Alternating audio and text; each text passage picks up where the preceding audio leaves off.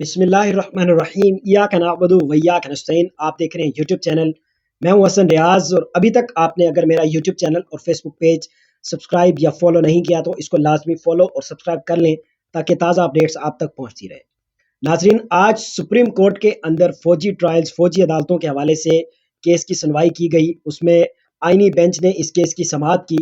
اس پر barrister Salman اکرم راجہ صاحب جو ہیں انہوں نے اپنے دلائل آج مکمل کر لیے ہیں، اور کل عزیز بھنڈاری صاحب جو ہیں وہ اپنے باقی کے دلائل مکمل کریں گے، اور سماعت کل تک کے لیے ملتوی کر دی گئی ہے۔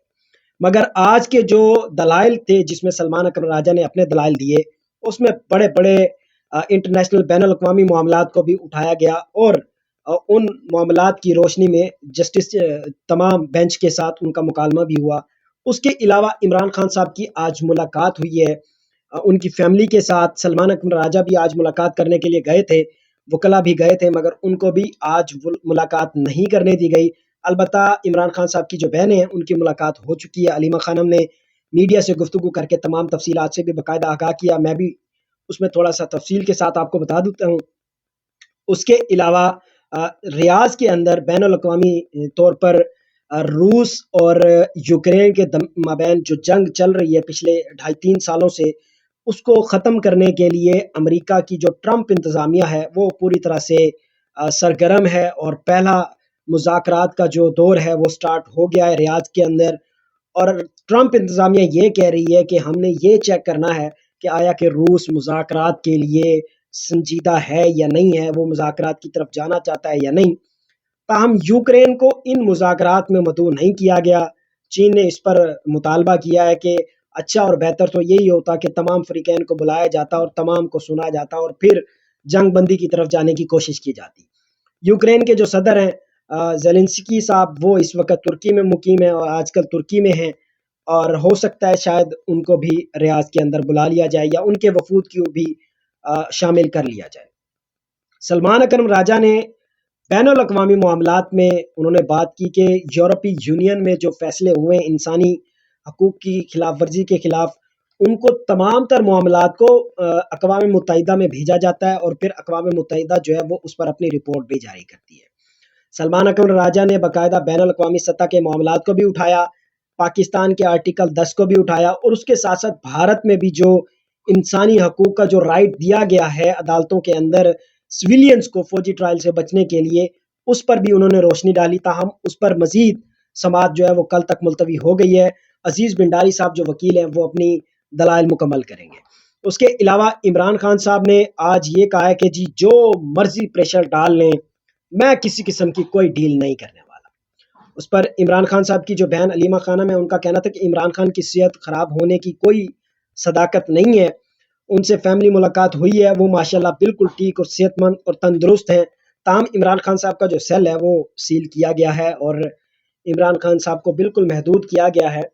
پاکستان کی سینئر جرنلسٹ سمینہ پاشا صاحبہ کہتی ہیں کہ جب جب سوشل میڈیا کے اوپر پاکستان تحریک انصاف کے جو ورکرز ہیں ان کی طرف سے آڑے ہاتھوں لیا جاتا ہے اسٹیبلشمنٹ کو، تب تب عمران خان پر پابندیاں، سختیاں اور پریشانیاں اور تکلیفیں بڑھا دی جاتی ہیں۔ بانی پی ٹی آئی کو سیل میں سہولیات مل رہی ہیں۔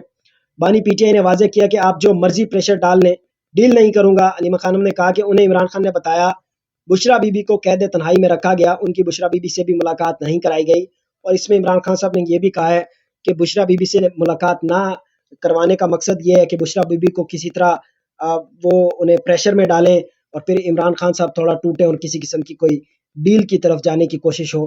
مگر آج جیل انتظامیہ نے کہا کہ جی آرڈر ہے کہ بشرا بی بی سے ملاقات بالکل نہیں کروانی، حالانکہ منگل کے دن بشرا بی بی کی ملاقات ہونی چاہیے۔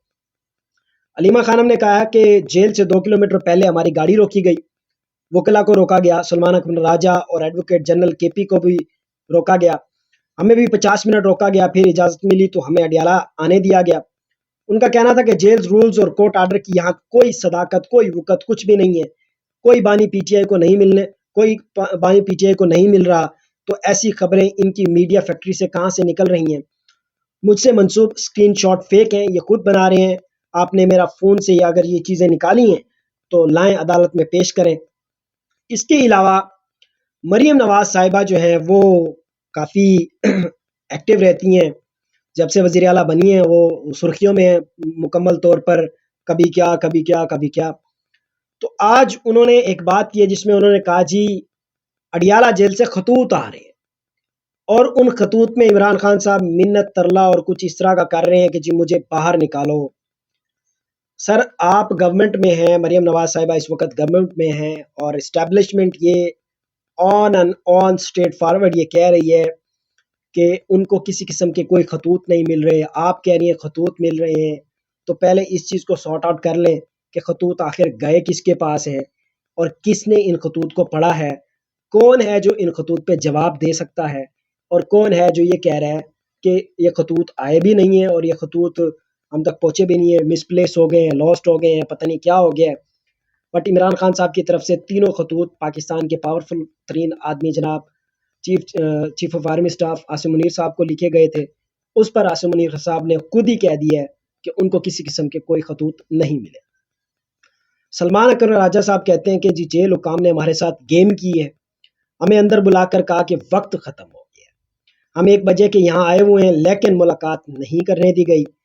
اس پر انہوں نے مزید کہا کہ اچھی بات یہ ہے کہ بہنوں کی ملاقات ہو گئی ہے، فیملی کے 5 ممبران ملے ہیں۔ علیمہ خانم نے بتایا کہ عمران خان ماشاءاللہ بانی پی ٹی آئی جو ہیں وہ بالکل صحت مند ٹھیک ہیں، اور انہوں نے کہا کہ راستے روکنا بچکانہ قسم کی حرکت ہے، یہ سمجھتے ہیں اس طرح بانی پر دباؤ ڈالا جا سکتا ہے، ان کو لگتا ہے راستے بند کرنے اور ملاقات نہ کرانے سے بانی دباؤ میں آ جائیں گے۔ رہنما پی ٹی آئی نے کہا کہ یہ بانی پی ٹی آئی کو نہیں سمجھ سکتے، وہ کسی دباؤ میں نہیں آئیں گے، عمران خان مضبوط اعصاب کے مالک ہیں، وہ کسی قسم کی ڈیل نہیں کریں گے، بانی پی ٹی آئی اپنے اصولوں کے ساتھ کھڑے ہیں۔ انہوں نے مزید کہا کہ عمران خان آئین و قانون کے مطابق جیل سے باہر آئیں گے، ان کو کوئی آسانی نہیں چاہیے۔ بانی کی بہنوں نے آج جو بیان دیا ہے اس سے واضح ہے کہ وہ کسی قسم کی کوئی ڈیل نہیں چاہتے۔ انہوں نے مزید بات کرتے ہوئے کہا کہ بانی اصول کی بات کرتے ہیں، وہ کہتے ہیں فوج ہماری فوج ہے۔ بانی کا کہنا ہے کہ دہشت گردی کے خلاف سب کو مل کر چلنا چاہیے، بانی کے ساتھ جو ذاتی طور پر ہو رہا ہے اس پر وہ جس بھی شخصیت کو ذمہ دار ٹھہرائیں گے وہ حق بجانب ہوں گے۔ رہنما پی ٹی آئی نے کہا عوام جن مسائل کا سامنا کر رہے ہیں اس پر اپوزیشن جماعتوں سے بات کریں گے، ہماری اپوزیشن جماعتوں سے ملاقاتیں اچھی رہی ہیں۔ یہ تھی جی آج کی تفصیلاً احوال۔ اس کے علاوہ عمران خان صاحب کا جو باقاعدہ اسلام آباد ہائی کورٹ میں 190 ملین پاؤنڈ کیس ہے اس کی بھی سماعت 26 فروری کے مابین ہے، دیکھتے ہیں اس کے اندر عمران خان صاحب کو کس طرح کا ریلیف ملتا ہے۔ ابھی تک کے لیے اتنا ہی، اپنا خیال رکھیے گا، اللہ حافظ۔